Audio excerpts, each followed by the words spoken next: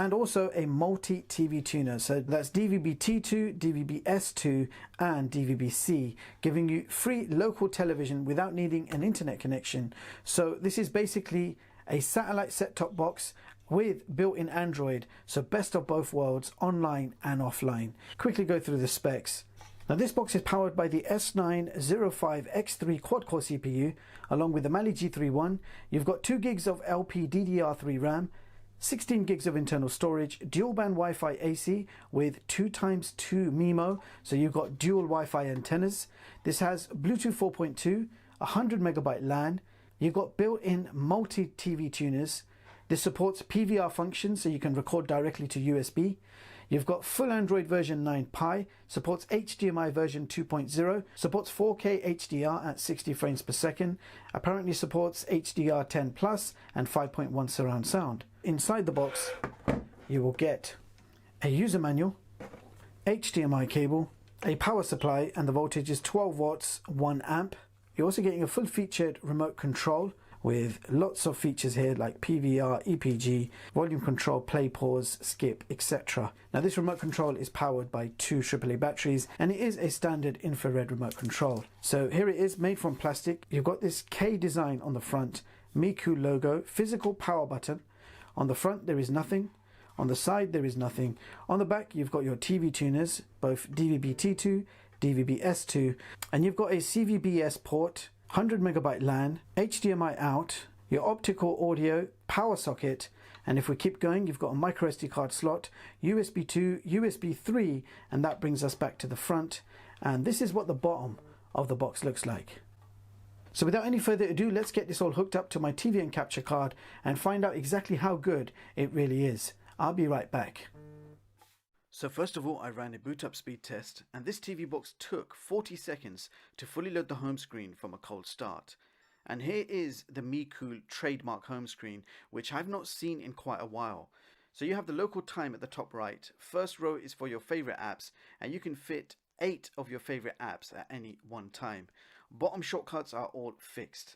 Now if we head over to the main system settings, go to device preferences and check out the system storage info, you will see that this box has 16 gigs of internal storage, from which you have 11 gigs free to use. Now if we go into about, you will see that this box is running Android version 9 Pi. Now let's have a look at the complete system apps. Here are all the apps available on this box as standard. I have not installed anything yet, and you have quite a few apps to get you started, including Chrome, Miracast, Kodi, Netflix, YouTube, and the official Google Play Store. But looking at the Play Store, for some reason, there are hardly any apps to download. It seems like all the popular apps are missing. Nevertheless, the first app we need to test is Miracast, which is screen mirroring for your Android smartphones. And I tested this with my P30 Pro, and it was quick and easy to connect, and it worked very well with minimal lag. Now this box also comes pre-installed with AirPin Pro, which is screen mirroring for your iOS devices, and that also worked absolutely fine with minimal lag. So this box supports screen mirroring for both Android and iOS devices. So now I'm going to play some 4K video samples from a USB drive, and I will be doing this with the included Kodi media player.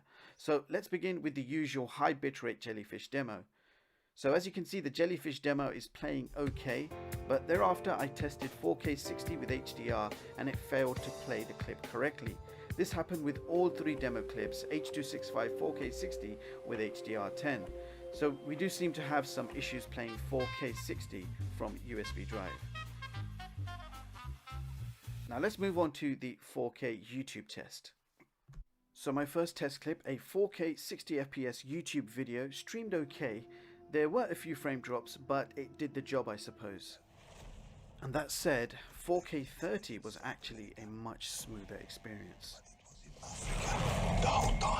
Now the pre-installed Netflix works, but you need to connect a mouse in order to navigate. You cannot use the standard remote control, and that's not all. Maximum streaming quality is capped at 540p, so no HD or 4K available on Netflix.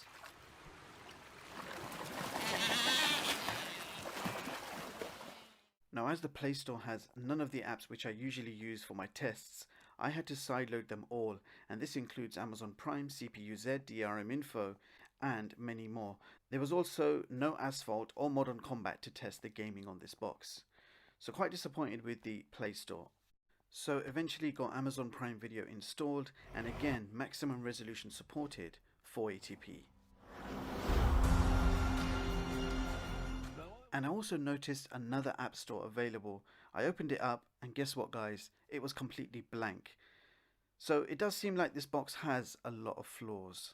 And now for the moment for this box to redeem itself with its free offline TV feature.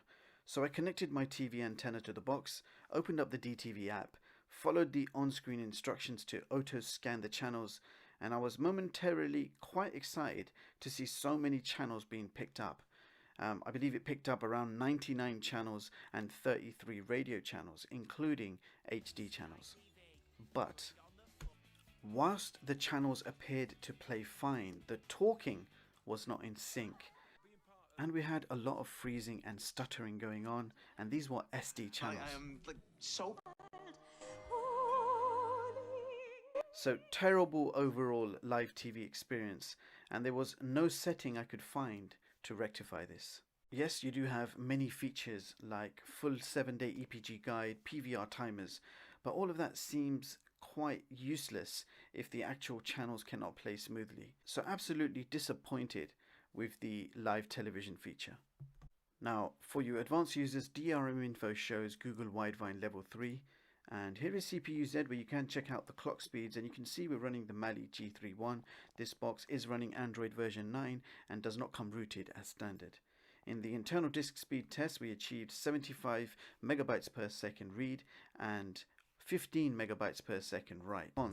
This box is probably one of the worst TV boxes I have tested this year. I did not even bother with the gaming test or the benchmark test. This box is totally not worth the price.